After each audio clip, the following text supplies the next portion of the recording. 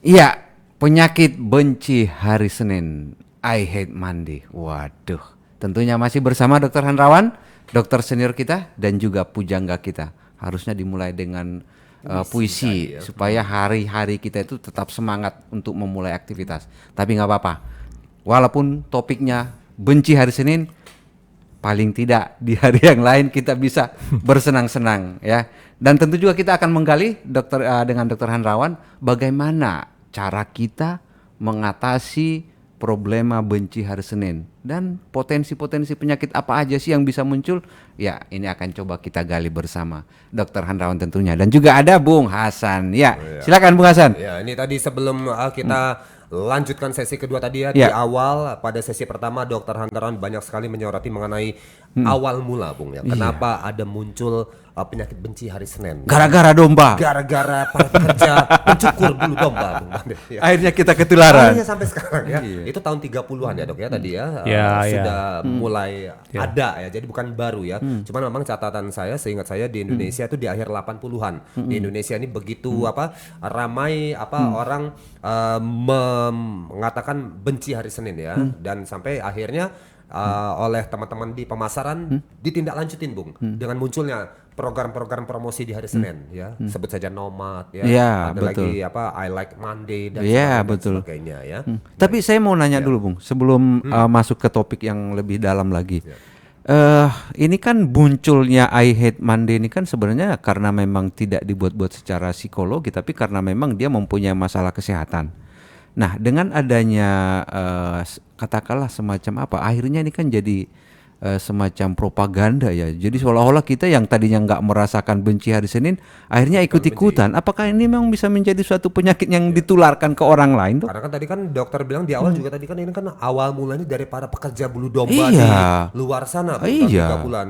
Nah, padahal kan pekerja bukan hanya mereka aja. Iya, kan di sini kan juga nyukur bulu domba, bulu ayam, segala macam. Bulu ketek. Banyak, Dok, sebenarnya, Dok. Kenapa ada nggak sih akhirnya kita ikut-ikutan, Dok, dan itu membawa kita akhirnya membenci hari Senin, Dok? Tidak ya, sebetulnya tidak ya, lebih pada pengalaman pribadi. Jadi tidak bisa dipaksakan, tidak bisa diminta, tidak bisa diharapkan bahwa kita akan mengalami itu. Jadi kita jujur dengan diri kita sendiri, kita merasa nyaman tidak dengan pekerjaan itu. Jadi kalau orang rindu setiap hari pengen bekerja ya, dan tidak masalah kalau dia lembur pulang terlambat, itu betul-betul harus seperti itu. Bagaimana bisa mencapai orang yang merindukan setiap hari adalah hari kerja yang menyenangkan. Yaitu idealnya bahwa dia satu, bidang pekerjaannya itu sesuai dengan kapasitas dan kemampuan dia. Kalau tidak sesuai, itu jadi beban juga, stresor. Dia pengen jadi marketing tapi nggak bisa ngomong misalnya, ya susah, ya kan?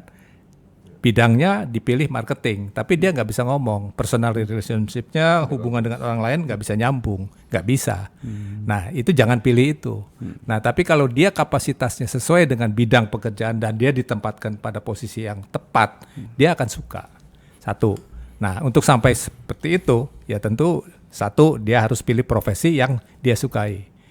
Dia suka sebagai dokter, dia akan sukses. Tapi dia berhasil menjadi dokter tapi dia tidak suka, belum tentu sukses. Dan banyak orang terpaksa begitu karena yang diminta bukan kemauan diri, kemauan orang lain, orang tua misalnya. Jadi idealnya harus memilih bidang pekerjaan atau profesi yang sesuai dengan kesukaannya.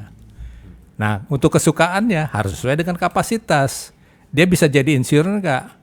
Walaupun dia suka, saya pengen jadi insinyur, pengen jadi pilot, punya enggak kapasitas itu? Nah untuk itu setiap orang tua harusnya mengarahkan. Untuk mengarahkan secara saintifik, konsultasi dengan psikolog, bukan psikiater, psikolog. Psikolog bisa membaca, ini punya kecerdasan apa, bidang apa yang cocok. Maka pemilihan jurusan pun disesuaikan dengan kapasitas dia. Ya seperti itu. Dari saran-saran psikolog tadi ya. Jadi berarti untuk anak-anak, ibu-ibu ya, orang tua yang saat ini anak-anak siap-siap selepas dari SMA gitu ya, mau melanjutkan kuliah. Telat itu, Bung. Ya, penjurusan dari sebelum SMA. Kan? Harusnya dari SMP. Kan sudah ada penjurusan toh. Ya, jadi seperti itu. Ya? Nah, kecerdasannya apa? Nah, kalau kecerdasan itu kan tinggal diarahkan. Kalau kecerdasan musik ya musik arahnya ke sana. Nah, cuman masalahnya kan idealisasi di Indonesia, orang masih beranggapan profesi tertentu itu tidak menjanjikan secara finansial ya. Misalnya kalau punya calon menantu seniman udah diragukan toh. Iya. Padahal sebetulnya aku ingat banget Bu Hasan langsung orang tua aku juga pesen pengalaman kayaknya. Jangan kalau dia tukang main musik. Jadi sebenarnya kalau orang tua zaman dulu tukang main musik, bukan musisi, tukang main musik. Sama satu lagi katanya bintang film. Wah, itu udah wanti-wanti dipesenin dari kecil, saya udah diomongin jangan pilih. Padahal sekarang doknya bukan, sebetulnya idealnya bidang apapun selama dia tekuni betul karena dia suka, itu sukses. Jadi saya lihat tuh di Asam Reges itu di Jakarta Barat itu dia lulusan SMP tapi dia punya kesukaan untuk membersihkan karburator. Dia tukang karburator yang sukses, lebih dari penghasilan, lebih dari dokter. Karena dia suka, menikmati, dan dia teliti sekali, hasilnya bagus. Nah, kalau orang suka itu kan hasilnya bagus. Pekerjaan apapun sukses. Karena dia menyukai, dia mendalami, menghayati, dikerjakan dengan sungguh-sungguh, dengan hati, dia sukses. Pemain musik yang betul-betul menekuni, dia sukses. Sukses sebagai musik kan juga beda dengan tidak akan menjadi pengamen. Itu pengamen kan sambilan kayaknya. Jadi sekali lagi ini tugas setiap orang tua mengarahkan anaknya memilih bidang sesuai kemampuan dan sesuai dengan kesukaan. Mampu dan suka. Misalnya matematik, ya dia mau jadi apa? Jadi ahli matematik murni, berarti dia tidak bisa cari uang dengan objekan itu. Dia menjadi dosen. Tapi matematik yang aplikasi, dia masuk ekonomi, menghitung di bank. Manajemen risknya apa? Ya itu kan dengan matematik ekonomi itu, risk manajemennya. Kan seperti itu. Dia sukanya menghitung untuk ekonomi, ya arahkan ke situ. Jadi jangan juga mentah-mentah, karena anak suka angka, langsung di matematik. Iya, ada pilihan macam. Dari pilihan tadi, kemudian ada pilihan karir. Aplikasinya di bidang apa? Iya kan, matematiknya di bidang apa yang dia sukai. Kemampuan dia matematik, yang dia sukai apa? Matematik, jadi ahli matematik murni, ya dia dosen. Ya, kalau dia tidak mau aplikasi gitu dalam bisnis, ya ekonomi. Jadi aktuarial, ilmu aktuarial, risk management. Bagaimana menghitung saham, uang ini diselamatkan supaya menghasilkan dengan apa. Itu kan matematik ekonomi. Nah ini bagaimana dengan nasib saya dengan Bung Pandey dan yang lain? Ya dari tadi agak-agak. Dokter tadi kan bilang ya Bung ya. Tidak ada yang 8. Tadi kan bilang bahwa anak-anak itu ketika SMP SMA atau harus diarahkan. Tadi dokter bilang kalau bisa sama psikolog gitu biar nanti dianalisa gitu ya. Minat, bakat, ya kecerdasan dan dilanjutkan dengan studi kuliahnya. Kemudian memilih karir pekerjaan. Nah kita Bung, bagaimana Bung? Sudah telat. Udah telat ya, nggak diarahkan. Salah karir lagi. Nggak diarahkan terima nasib ya. Tidak masuk kecerdasan yang manapun. Nah ya, ini menarik. Saya serius ini dok. Ini pertanyaan menarik.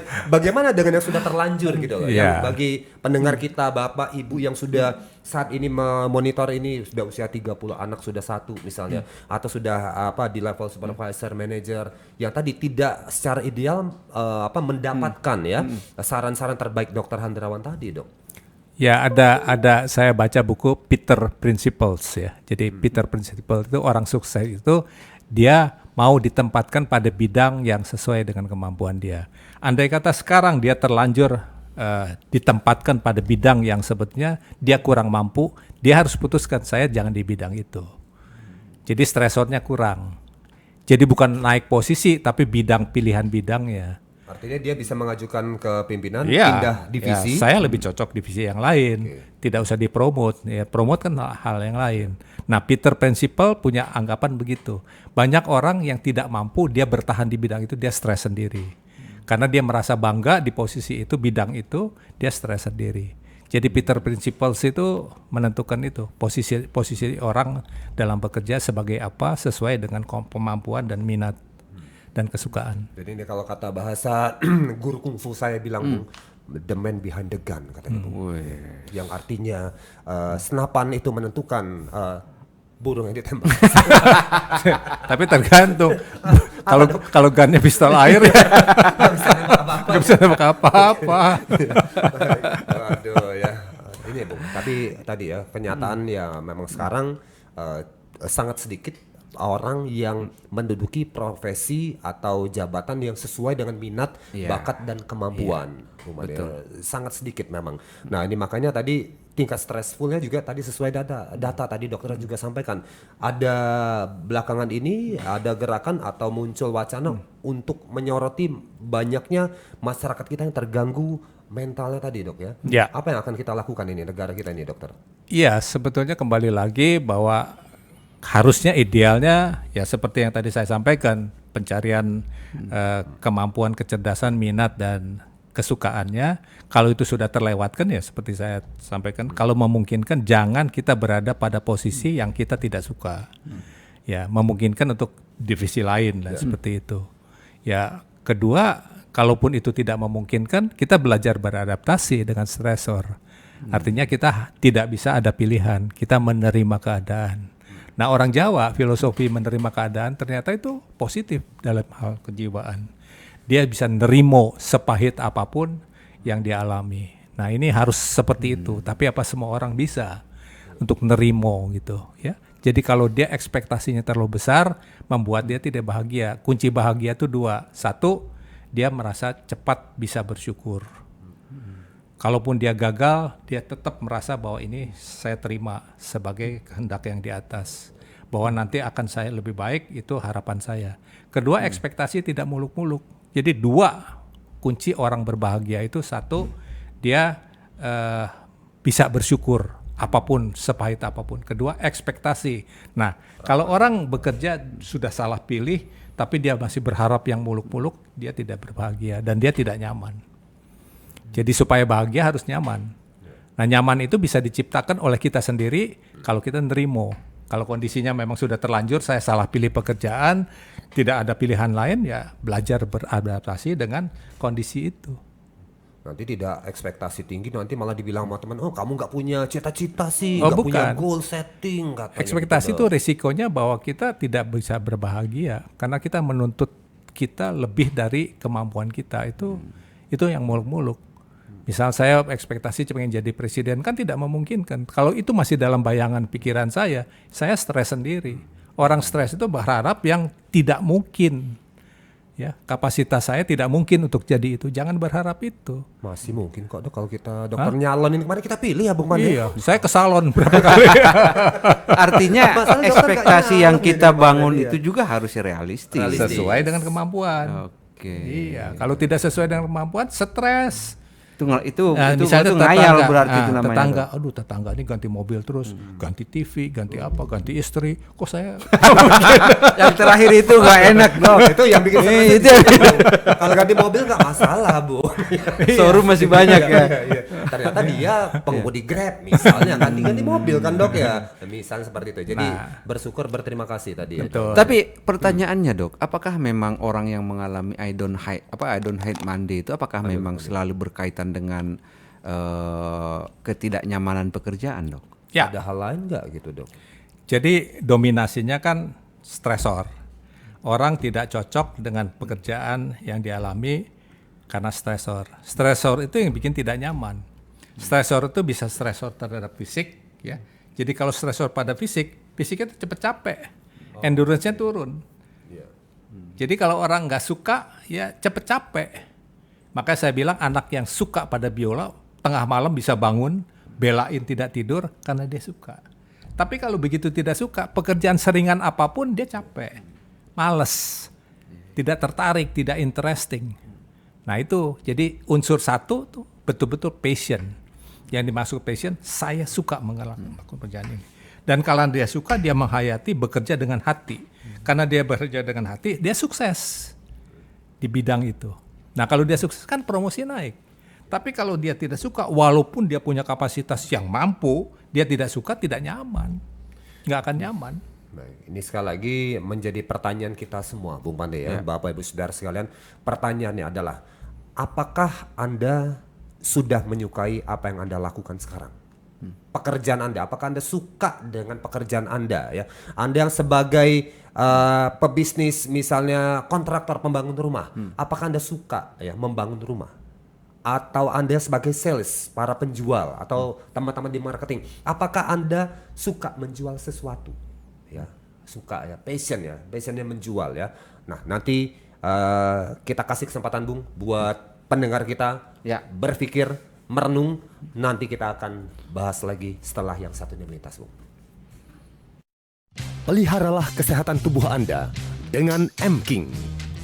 M-King adalah ramuan herbal ekstrak yang setiap tetesnya mengandung campuran herbal dan bermanfaat untuk membantu memelihara kesehatan tubuh. M-King terbuat dari bahan herbal berkualitas, daun kelor, rimpang temulawak, bunga rosella, dan buah mengkudu. Minum M-King 3 kali sehari 15 tetes. Dikonsumsi dengan mencampur 200 ml air putih. M-King, rajanya jamu tetes Indonesia.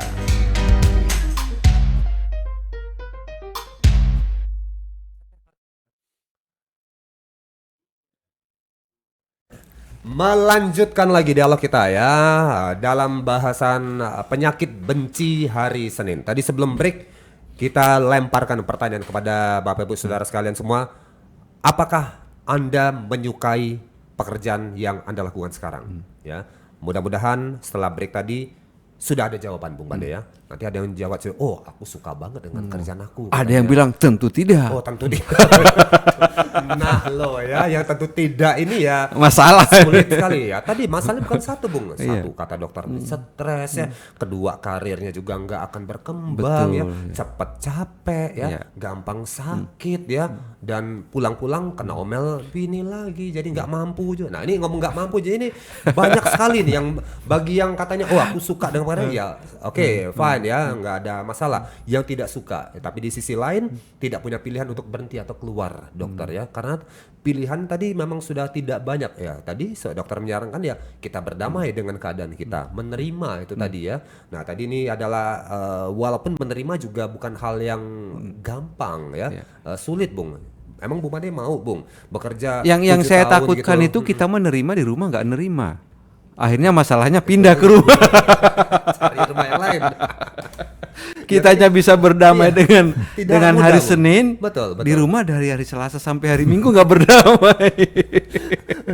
ya, itu ya tambah parah lagi. Tambah Dua-duanya parah, nggak terima. iya. Nah ini tentunya tadi dokter menyarankan tadi memanage stres dan tadi menerima dan bersyukur ya dalam hal ini tadi. Nah ini dalam hal ini selain tadi nasihat secara apa ini tadi ada nasihat-nasihat secara ini enggak dok untuk secara perilaku atau fisik kita yang bisa kita mungkin ya minum kopi misalnya gitu ya dari pagi sampai atau olahraga kayak dokter nih misalnya jalan sehat gitu ya jalan lari jalan cepat gitu ya atau misalnya tidurnya lebih banyak ada nggak dok saran yang seperti itu dok untuk menunjang menerima dan bersyukur tadi dokter? Saya kira tidak bisa diatasi dengan mengatasi masalah fisik. Tidak bisa. Orang sebugar apapun, ya, sesehat apapun tanpa keluhan fisik, kalau dia stresor itu nggak bisa diredam dengan memperbaiki kondisi fisik ditingkatkan, tidak bisa, tetap saja. Jadi cara satu-satunya ya berdamai, artinya rindu pada pekerjaan itu. Nah, bagaimana dari kurang suka, tidak suka menjadi suka, itu masalah pribadi. Nah, suka itu yang menimbulkan nyaman, itu yang betul, yang sejati, yang murni itu harus dari hati. Betul suka dari hati. Tapi bahwa dia digaji dengan lipat kali ganda, itu juga bisa menimbulkan rasa suka. Betul. Tapi kepuasan itu semu. Kepuasan itu semu. Bahwa dia mendapatkan penghasilan yang lebih, dia merasa bisa nyaman. Tapi kelebihan finansial, kelebihan penghasilan, take home pay itu tidak sesuatu yang murni.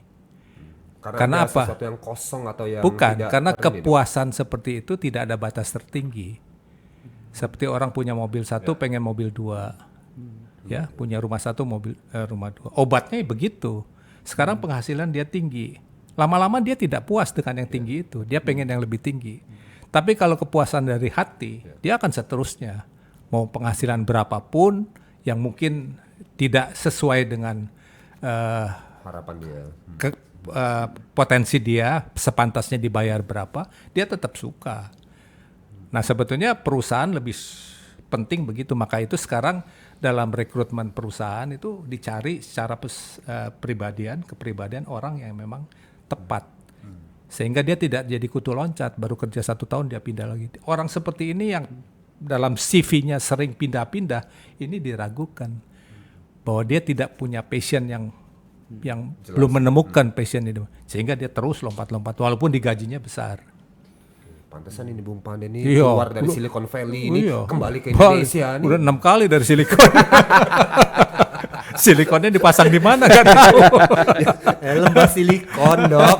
Oh, kira silikon dipasang. Balik lagi ke Indonesia nih. Karena mungkin ya jauh nggak ada ketemu orang. Sana nggak diterima, Bu. Baik. Oke, Bung Made, saya mau tanya ke Anda nih. Anda tadi sempat melontarkan tadi bilang menerima, ya tadi Anda menyarankan dia menerima. Nah kalau Anda sendiri saya lihat juga kan walaupun tekanan kanan kiri atas bawah depan bawah, saya lihat Anda juga enjoy aja gitu. Padahal Anda ini kan kalau saya lihat dari CV-nya lulusan pertanian IPB terbaik, Dok. Tapi mengurusi siaran, mengurusi tentang mic, kemudian acara ini. Nah aku pengen tahu bagaimana Anda menyesuaikan ini, Bung Made. Iya, tadi yang pertama mungkin terkait dengan masalah kesempatan. Awal mulanya bisa aja dulu mungkin karena kesempatan. Kesempatan dengan kondisi yang tidak memungkinkan untuk hal yang lain.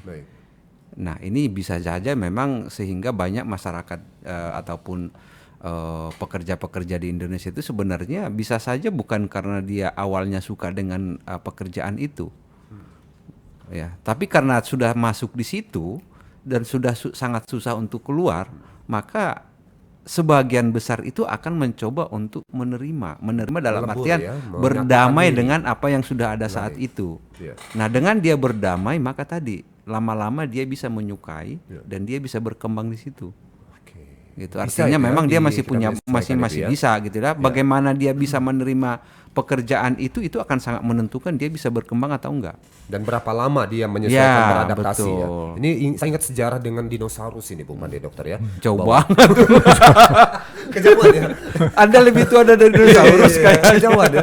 Misalnya gini Bung Made, ini analoginya sangat menarik bahwa dinosaurus adalah hewan yang sangat besar, kuat, gagah perkasa ya. Tapi mereka punah dari muka bumi. Mereka bukan punah karena virus atau penyakit, tapi karena tidak bisa beradaptasi Bung Made. Karena perubahan bumi dengan segala isinya, mereka tidak bisa beradaptasi, akhirnya mereka punah. Nah kalau tadi ya bisa kita bayangkan kalau kita tidak bisa beradaptasi, punah kita. Dinosaurus saja berarti kita masih termasuk yang bisa beradaptasi berarti ya. Ini berarti Bung ya. Sehat ini. Dengan berat hati. Baik, ini dokter nih aku tadi dengar kabar dokter nih kan mau healing katanya ya. Ini nanti saya beberapa hari ke depan tidak bisa dihubungi. Healing kata dokter tadi. Ini sampai katanya mau ke Bali buat healing apa, Bu? Iya ini nanti aku mau tanya dokter mau healing. Nah, ini jangan-jangan dokter juga lagi punya metode ini Bung. Aku mau tanya ini untuk apa ya? Meredam stresor tadi. Nah, aku mau tanya ini kenapa dok? Dokter sampai harus healing. Iya, jauh-jauh banget ke Bali segala gitu dok. Sampai 2 hari nggak mau diganggu ini. Ini jangan-jangan dokter juga 7 hari Bung. 7 hari Bung. Tanggal 3 sama tanggal 11. Nggak main-main. Berarti stresor dokter ini berat ya? Berarti kenapa? Kita cuma butuh 2 hari. Sabtu Minggu doang. Dokter 7 hari. Nah, ini gimana dok? Kenapa dokter yang sudah kita lihat ya hari-harinya kan ya menulis puisi ya tenang adem kok masih membutuhkan hal itu dokter Handarawan? Ya sebetulnya healing bukan saja orang yang punya masalah dengan kejiwaan ya. Jadi healing itu menyeimbangkan jiwa, badan dan pikiran. Jadi yang kita kenal dengan soul, body and mind. Ya. Jadi 3 ini SBM itu harus harmoni. Nah yang terjadi pada masyarakat kita sekarang termasuk saya, itu ketidakseimbangan antara badan, jiwa dan pikiran. Nah itu tidak bisa terlepas dari riwayat perjalanan hidup kita. Bahwa masa kecil inner child itu kita mengalami luka batin itu bisa. Ya. Dan itu mengendap di dalam alam bawah sadar kita. Nah, bagaimanapun ini berpengaruh terhadap penampilan kita. Jadi penampilan kita, kepribadian kita, respons kita terhadap apapun masalah hidup itu berpengaruh. Nah, saya mau bongkar ini. Jadi setiap orang punya luka batin ya waktu kecil, entah apa, pokoknya itu yang mengendap itu. Dan itu punya masalah. Walaupun saya tidak merasakan saya punya masalah, tapi saya tahu bahwa luka itu ada. Nah, supaya lebih bersih gitu, sampah-sampah itu saya pengen coba bersihkan karena teorinya saya tahu, saya mau prakteknya seperti apa. Nah, salah satunya adalah healing. Bahwa healing sekarang mendunia, terutama di Indonesia tuh orang kejar Bali. Dari mana-mana negara, orang-orang yang sadar apakah dia punya masalah, misalnya dia tegang terus, dia stres terus, penyakit karena stres, dia perlu healing. Healing itu kan penyembuhan. Jadi penyembuhan bukan saja fisik, tapi menyeimbangkan 3 itu, jiwa, badan, dan pikiran. Nah, orang menjadi sakit, orang menjadi aneh, orang menjadi kacau, itu karena dia overthinking. Dia terlalu banyak pikiran yang nggak benar. Nah, orang berpikir itu dalam suasana sadar. Otak kita punya 4 gelombang. Gelombang yang kita sadar itu gelombang beta. Jadi kita sekarang ini beta, ini kita sadar betul. Ya. Karena kita sadar, kita stres. Karena kita dihantui, dibayang-bayangi oleh rasa cemas, gitu ya, rasa takut, rasa sedih, rasa khawatir, ya itu semua membayang-bayangi karena kita sadar sekali. Nah ini bagaimanapun sekuat-kuatnya kita itu ada dari dunia luar, dari kita membaca, mendengar, ya, mengalami sendiri, itu sadar kita bekerja aktif. Jadi kita overthinking. Ada orang pikir, pikirannya jauh sekali. Nanti hari depan anak saya gimana?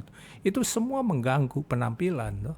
Jadi dia hidupnya menjadi tidak nyaman. Nah, karena keseimbangan itu antara jiwa, badan, dan pikiran. Nah meditasi antara lain yang saya akan tempuh itu akan menekan gelombang otak yang tadinya gelombang beta masuk ke gelombang alfa. Nah gelombang alfa ini bebas dari hal-hal seperti itu. Nah untuk itu bisa dilatih dengan kita meditasi. Meditasi ya dengan fokus begitu berhari-hari tanpa berbicara. Namanya tapa brata.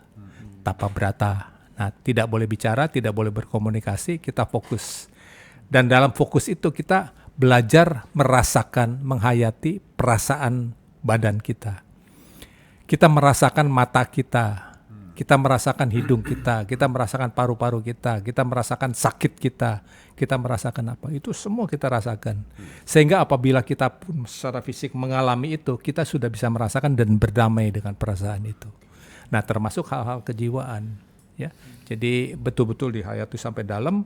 Kita masuk pada gelombang alfa pada saat itu, ya kita membersihkan apa yang ada di bawah itu. Mungkin waktu kecil ada trauma, kecil sering disakiti, dikerasi dan sebagainya.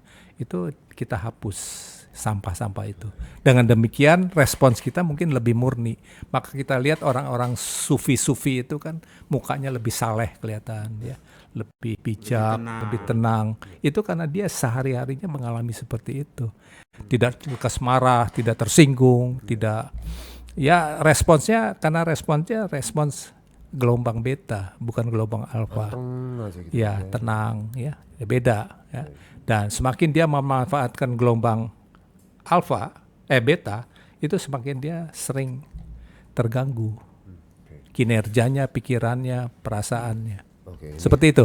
Terakhir ya dok ya, penyakit benci hari Senin. Apa yang dokter bisa sampaikan hikmahnya dari topik ini kepada semua pendengar kita dan kita semuanya ini dokter? Ya, saya tahu bahwa lebih banyak kasus karena sudah keterlanjuran ya. Seperti Anda berdua ini barangkali. Pempet dok. Bung Hasan sih dipancing-pancing. Ya, ini kebuka lagi. Kedengar HRD ini panjang urusan kita bu. Ya karena keterlanjuran ya satu, apakah masih memungkinkan kita memilih divisi ya. Kalau andai kita merasakan bahwa kita kurang nyaman dengan apa yang sudah kita kerjakan dan penghargaan, apresiasinya juga kita rasakan kurang, apakah masih mungkin kita memilih? Kalau memungkinkan memilih itu paling ideal. Kalau tidak mungkin kita memilih ya kita terima. Seperti yang tadi disampaikan pada ya berdamai. Ya berdamai itu tidak gampang. Ya tidak gampang. Artinya dari tidak nyaman menjadi rasa kenyaman. Nah itu prakteknya tidak gampang. Tapi ya, mau apa lagi ya, dalam kondisi kita misalnya nggak mungkin kita pindah ke tempat lain ya, kalau melihat umur yang sudah, dan kompetitor kita kan anak-anak muda dan sebagainya. Ya artinya terima, ya filsafat Jawa itu mengatakan nerimo itu satu yang sangat bijak. Nerimo saja, nerimo bahwa nanti ada berkah yang lain, itu kan kita harapkan saja. Artinya kita bersyukur dengan apa yang kita terima, sepahit apapun, setidak nyaman apapun, tapi berkah itu akan datang. Jadi kita ada harapan itu kan. Jadi spiritualitasnya yang lebih menentukan kita tuh akan selamat apa tidak dalam menempuh hari-hari kerja kita. Kalau kita selamat karena kita spiritualitasnya naik kelas, orang tuh religius saja tidak cukup. Jadi ada beda antara religius, artinya beragama saja tidak cukup. Kalau dia tidak naik kelas menjadi spiritualitas tinggi. Orang spiritualitas tinggi itu orang tidak perlu tahu kita berdoa. Itu orang punya spiritualitas. Tapi kalau kita masih berdoa supaya dilihat orang, itu masih tahapannya kelas bawah.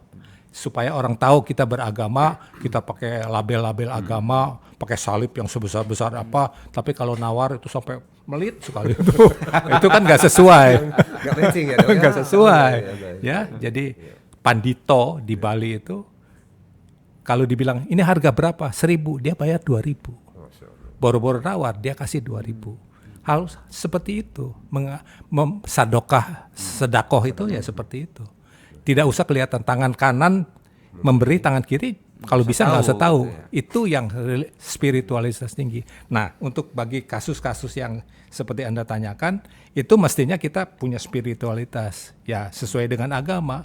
Ya tahajudnya ditambah, berdoanya lebih banyak ya, bukan sholat 5 waktu saja, tapi doanya itu harus kuat. Karena ucapan doa itu akan masuk ke dalam diri kita sendiri, sugesti. Saya akan berhasil, saya akan tidak stres. Itu akan kembali. Jadi mensugesti diri kita, oh iya saya bisa. Jadi apa yang kita ucapkan termasuk juga sumpah serapah orang tua itu manjur itu. Kalau kita disumpah kamu itu manjur itu, hati-hati ya. Jadi dengan ucapan kita itu sugesti pada diri kita sendiri. Maka itu ada kesembuhan dengan doa. Bahwa doa itu positif. Jadi semua yang positif itu menyembuhkan. Oke? Gimana Bung, masih tetap pingin pindah profesi atau sudah mau berdamai aja? Bung. Saya banyakin doa aja. Oke, kita berdamai dan berdoa saja ya. Sambil minum jamu. Nah, tentunya, ini itu ya. usaha juga. Iya, jadi jangan cuma menerima kesehatan, Betul. jamunya diminum rutin. Berapa Itu kali kan Bung minumnya Bung? 3 kali Bung, 15 tetes. Iya, Oke. Supaya tetap sehat. Ya. Itu dia buat Bapak Ibu Saudara sekalian, dialog kita. Terima kasih banyak Dr. Handrawan sudah menginspirasi dalam topik penyakit benci hari Senin. Semoga bermanfaat dan bisa diambil hikmahnya. Sampai jumpa lagi pada dialog berikutnya.